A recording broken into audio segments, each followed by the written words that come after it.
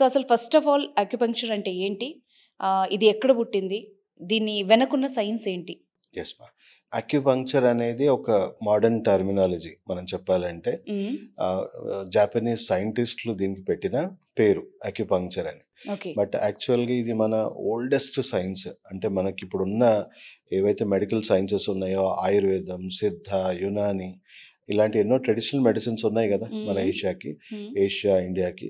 So ఇది అతి ప్రాచీనమైన వైద్యం అని చెప్పొచ్చు. సో ఒకప్పుడు దీన్ని అక్యుపంక్చర్ని శుచి వేద అని అనేవాళ్ళు. మనం ఓకే. కోల్పోయిన వేదాల్లో ఇది కూడా ఒక శుచి వేద. ఓకే. ఓకే. అండ్ దీంట్లో ఇంకొకటి మర్మ చికిత్స, మ్మ్. అక్యుప్రెషర్ అనేది ఏదైతే ఉందో మ్మ్. మర్మ చికిత్స అనేవాళ్ళు మన పూర్వీకులు. మ్మ్. సో దీనికి అక్యుపంక్చర్కి అక్యుప్రెషర్కి డిఫరెన్స్ ఏంటి అని అంటే, మన శరీరం మొత్తం కూడా మ్మ్. మనం చూసుకుంటే ఇప్పుడు నేను ఇలా ఇలా ముట్టుకున్నా మనిషిని, ముట్టుకుంటే ఎలా తెలిసింది? బ్రెయిన్కి ఒక సెన్సేషన్ వెళ్ళింది అవును. ముట్టుకున్నాడు అని.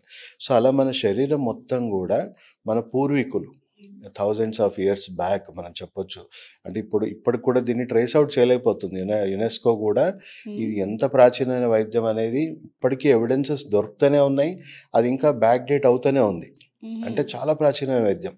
కానీ మన ఇండియన్ కల్చర్లో, మన హైందవ ఇది కల్చర్లో ఇది అగస్త్య మహర్షి కనుక్కున్నాడు ఈ వైద్యాన్ని డెవలప్ చేసింది. సో అగస్త్య సంహిత సంబంధించిన పత్రాల్లో చూసుకుంటే, అంటే సిద్ధ లిటరేచర్లో ఉంది కదా, దాంట్లో దీని గురించి చాలా విస్తరణగా రాసుంది. మ్మ్. సో అగస్త్య మహర్షి అప్పట్లో 108 మర్మాల గురించి విశ్లేషించాడు. మన శరీరంలో 108 వైటల్ పాయింట్స్ ఉన్నాయి. ఓకే. సో ఈ వైటల్ పాయింట్స్ని స్టిమ్యులేట్ చేయడం వల్ల మనకి ఎన్నో అనారోగ్యాలు తగ్గుతాయి. మనకున్న పెయిన్స్, ఆర్థో, న్యూరో మస్కులర్ ఎన్నో హెల్త్ కండిషన్స్కి. మ్మ్. సో ఇన్స్టెంట్గా పెయిన్ రిలీఫ్ అనేది వస్తుంది. వాళ్ళకున్న అనారోగ్యాలు తగ్గడానికి పనిచేస్తుంది. సో ఆ పూర్వము అగస్త్య మహర్షి రాసుకున్న దాంట్లో ఇది ఒక వైద్య కళగా కూడా ఉండేది అండ్ యుద్ధ కళగా కూడా వాడేవాళ్ళు. ఓకే. సో మర్మ కళ ఏమో మ్మ్. యుద్ధ కళలో వాడేవాళ్ళు, మ్మ్. మర్మ చికిత్స వచ్చేసి వైద్య కళలో వాడుకునేవాళ్ళు.